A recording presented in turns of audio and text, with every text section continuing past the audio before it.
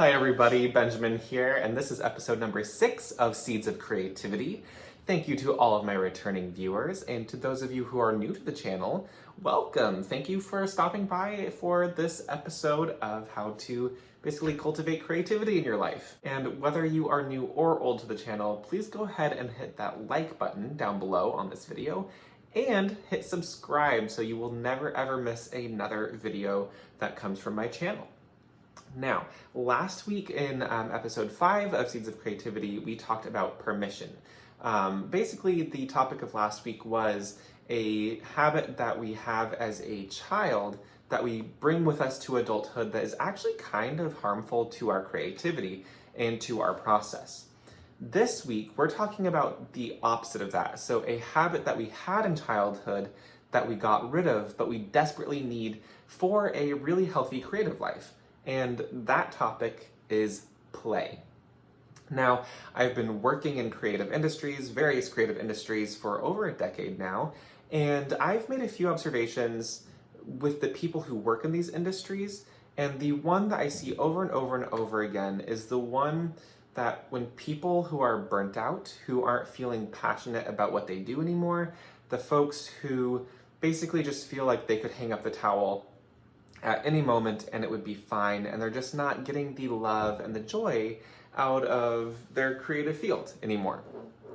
I've noticed that everything, like all of those people, what they have in common is they stagnated,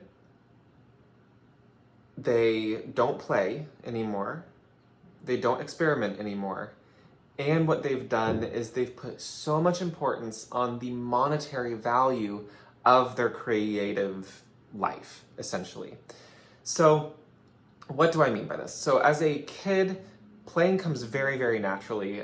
We experiment, we push boundaries, and we tap into this font of what I would say is almost a limitless, vast thing of possibilities. As we grow older, what happens is we go to school, we get jobs, we, have families, we have all these other things that are expected of us, and we get so busy and so focused on that goal that we stop playing and experimenting. We get into this routine, a habit.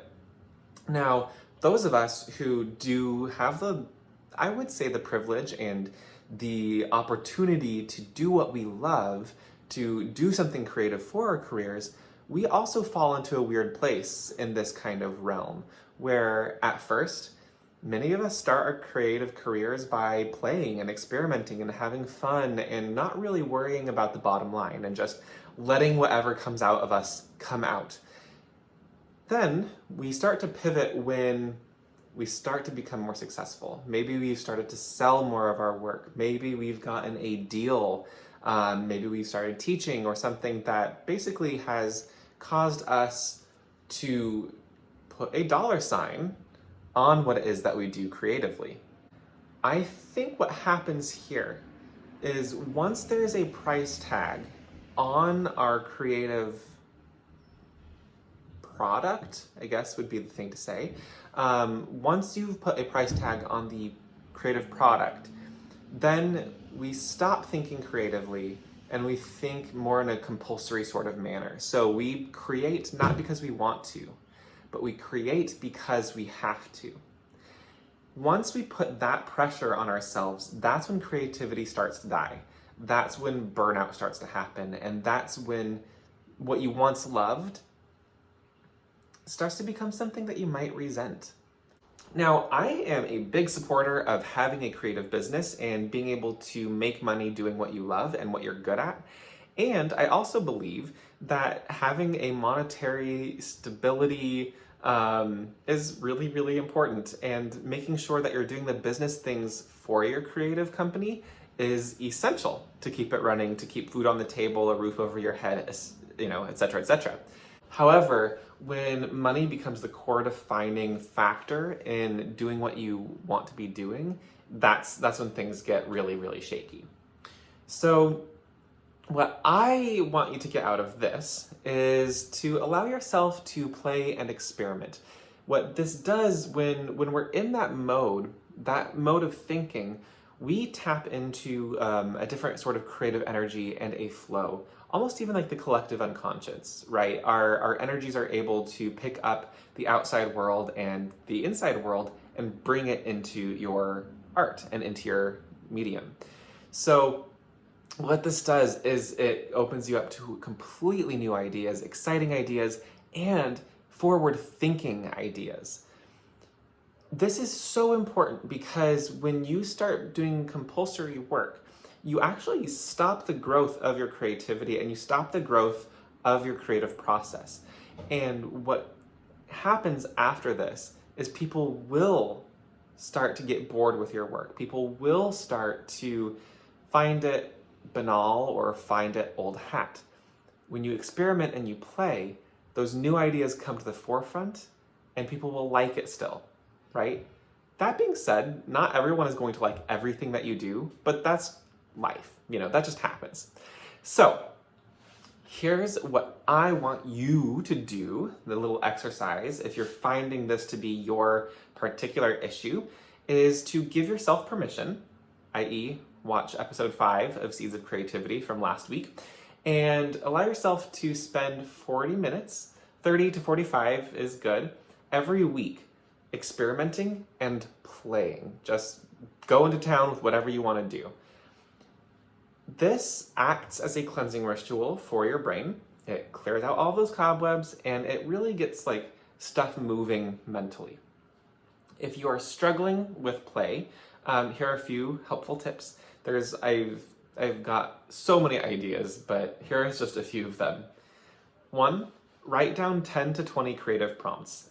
This, could be totally whatever you want to do. And it cross carries through all different sorts of mediums. So you don't need to be a specific type of artist or creative person in order to do this exercise. So write down 10 to 20 prompts.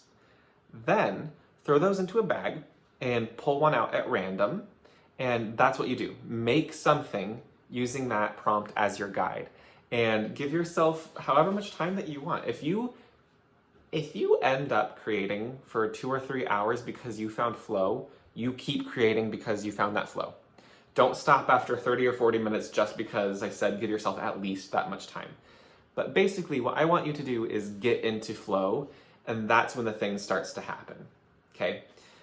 If you are a visual artist, if you do illustrations or something like that, scribble with your materials. Take a pen and just scribble all over your paper, and then draw an illustration using that scribble as a basis, as a core. If you are a photographer or a painter, you can make a still life out of household objects that you found at home and maybe rethink it as a landscape. What are these forms and how do they change when you think of it as a landscape sort of situation? One thing that I think is easy, it may or may not be easy depending on where you are right now with being able to get access to materials, but try a medium or try something that you've never done before. So if you're a colored pencil person, try watercolors.